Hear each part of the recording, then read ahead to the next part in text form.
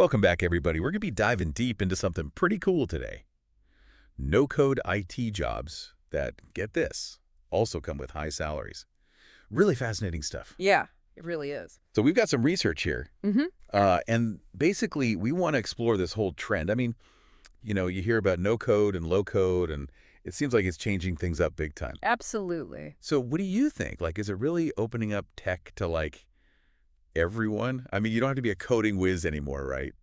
That's the really exciting thing about this whole movement, right? It's really democratizing technology. Yeah. I mean, it Okay. used to be that you had to, spend years learning how to code, Yeah. and, only a select few could really build software. Right. But now, with these no-code platforms, Yeah. you can visually build things. Uh-oh. You can drag and drop. Individually. You can create some really powerful applications without writing a single line of code. And this is leading to, like, actual jobs, right? I Yeah. mean, these aren't just, like, hobbyist things. Like, people are actually making serious money doing this. Oh, yeah. Absolutely. Okay, so let's dive into that then. Like, what are some of these jobs? Like, where are the really high salaries? Well, let's start with business analysts. Okay. Traditionally, they would kind of be the bridge between the business side Yep. and the IT side, right? They'd gather requirements, they'd, analyze data, Yeah. but they often had to rely on developers to actually build anything, right? Yeah.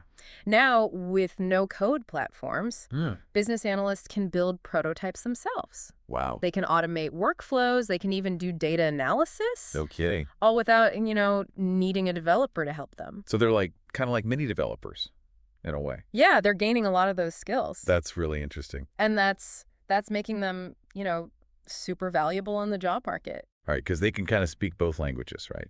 They can speak the business side, Yeah. and then they can understand enough of the tech to actually make things happen. Exactly. That's pretty powerful, huh? Okay, so what about project managers? I mean, they're always juggling a million things. How does no code help them? Well, project managers are all about efficiency, right? Right. Keeping projects on track. Yeah. Managing teams. Yeah. And with no-code tools, they can build custom applications for all of that. Really? Yeah, they can build task management apps. They can create dashboards for tracking progress. Oh, wow. They can really tailor the tools to fit their specific needs. So they're not just stuck with, like, whatever the software company gives them. Yeah. They can actually say, hey, you know what? We need this specific thing, and they can just, like, create it themselves. Exactly. It's like having a customized tool set for every project. That's really cool. Yeah. Okay, so what about designers? Like, where do they fit into all of this? I mean, they're the creative ones, right? Right. They are. So how does no code help them? Well, designers are all about creating great user experiences, right? Yeah.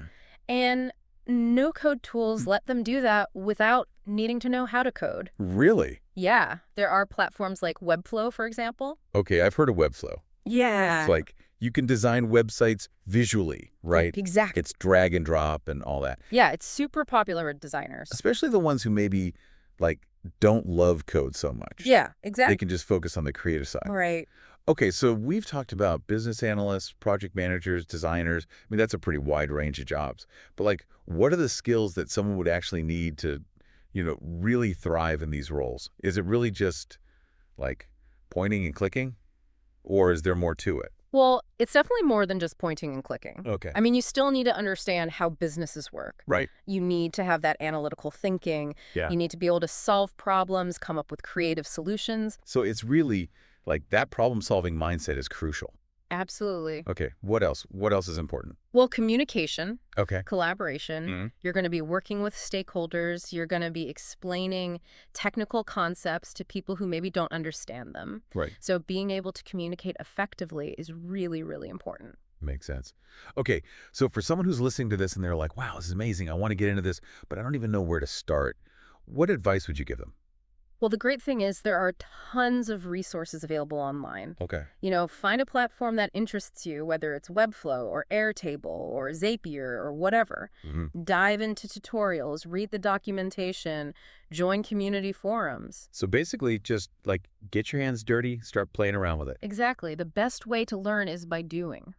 Okay, so, we've talked about the jobs, the skills, Mm-hmm. but let's take a step back. Like, what do you think is the big picture here?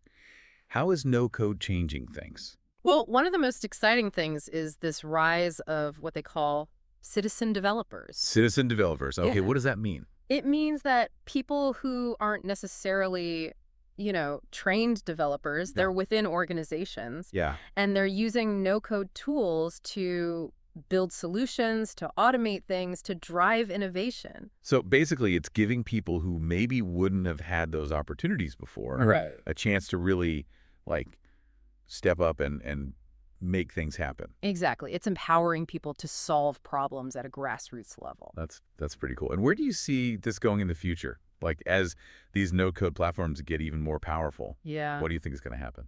Well, I think we're going to see a lot of new job roles emerge that we haven't even thought of yet. Oh, interesting. No code could make things like AI and machine learning Wow. accessible to a much wider audience. So we might not even know what the jobs of the future are going to be called yet. Yeah, it's really exciting to think about. So basically, it's like this whole new frontier is opening up, Exactly. and no code is like the key Right. to unlocking all this potential. Yeah. That's pretty awesome.